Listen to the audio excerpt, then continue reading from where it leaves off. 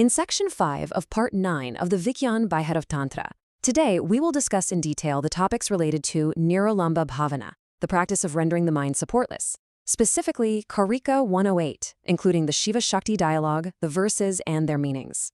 Now, imagine, if you will, the vast, entirely silent cosmos. A stillness so absolute, so incredibly deep, that it somehow holds the entirety of creation right there within it. You see, this isn't just an abstract idea. This is the exact, profound state of consciousness that Lord Shiva is revealing to Mother Shakti. In this explainer, we're going to go deep. We are going to prepare to let go of literally everything we know, because today we are exploring what it truly, practically means to render the mind completely and utterly supportless. When we turn to page 97 of the Tantra, we find ourselves witnessing something incredibly special. We're stepping into a deeply intimate, truly cosmic dialogue. Lord Shiva is addressing Mother Shakti with this profound, beautiful reverence, calling her the Fawn-Eyed One. And what he shares with her is a secret designed to cut right through all of our ordinary human thought. The Sanskrit instruction here is absolute. It's uncompromising. Kyaktva Lumbanam Sankalpakala. Essentially, the text is instructing the yogi to completely abandon all alternative imaginations. Think about that for a second. As long as our mind clings to an idea, really any idea at all, it stays totally trapped in duality. It's bouncing between this and that. But by dropping these supports, both internal and external, the practitioner is suddenly, abruptly, thrust into a state of unbroken, pure unity. To truly grasp the magnitude of this, we really need to break down the exact word Shiva uses. It's like a linguistic puzzle that unlocks the mind. The verse starts with tyaktva, which is the deliberate act of abandoning, of completely letting go. But what exactly are we abandoning? Well, that brings us to lambanam, the supports. And this is huge, because supports include external anchors, like objects you might stare at or sounds you might listen to, but they also include internal anchors, your memories, your anxieties, your emotions. They all have to go.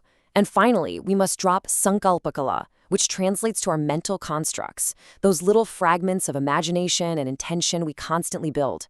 When you put it all together, this syntax is literally a map of spiritual evolution. It's guiding us from a heavy, burdened state of construct, sankalpa, straight into the liberated, entirely empty void of nirvikalpa. When the mind just stops creating alternatives, when it simply stops grasping, what's left is just pure essence. So, because of all this, Karika 108 is way more than just a simple meditation technique. It's actually a multidimensional key. Spiritually speaking, it's about discovering your own inner cosmic void. Then, if we look at it astronomically, it perfectly mirrors the vast, empty space of the actual physical universe, teaching us that the true underlying power lies in the vacuum itself, not just in the celestial bodies floating within it. Tantrically, this represents the ultimate dissolution of the ego. That localized, restricted identity completely melts into the infinite. Philosophically, it resolves the greatest duality of all, revealing that the Jivatma, the individual soul, and the Paramatma, the supreme soul, are literally one and the same. And practically, well, it gives us a direct, unmediated path to find true, unshakable tranquility in our totally chaotic daily lives. Okay, so you're probably wondering, how does one actually achieve this? Well, it's done through the 5-step Kriyaviti. This is a very precise procedural method. Step 1, you assume Siddhasana, the posture of perfection. You are anchoring your physical form so it's completely stable. Step 2, unsupport the mind. This means actively withdrawing your attention from all your external senses. Step 3 is where it gets really interesting. It demands the active negation of mental constructs.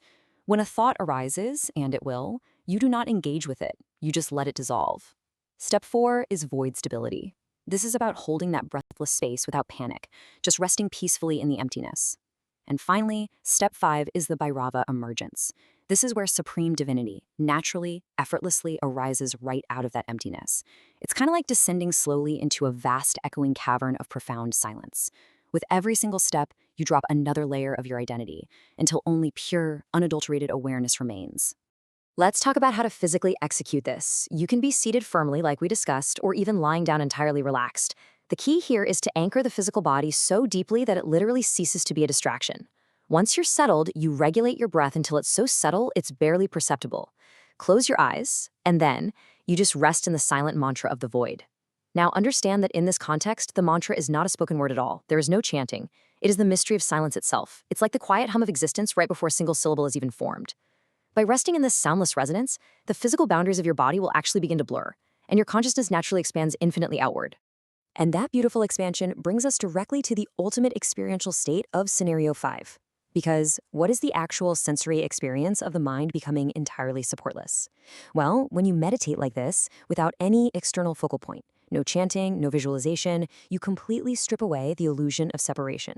You realize, in a flash, that you are no longer just the sum of your memories and your anxieties. In that exact instant of dropping all mental crutches, the complete emergence of the Bhairava state occurs. And here is the absolutely crucial takeaway.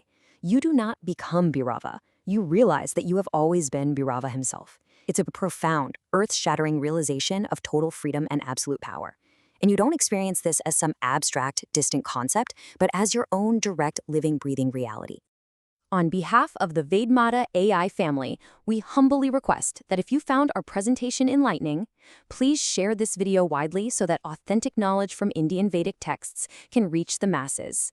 Let us all come together to participate in this Gyan Yagna, sacrificial offering of knowledge. Har Har Mahadev.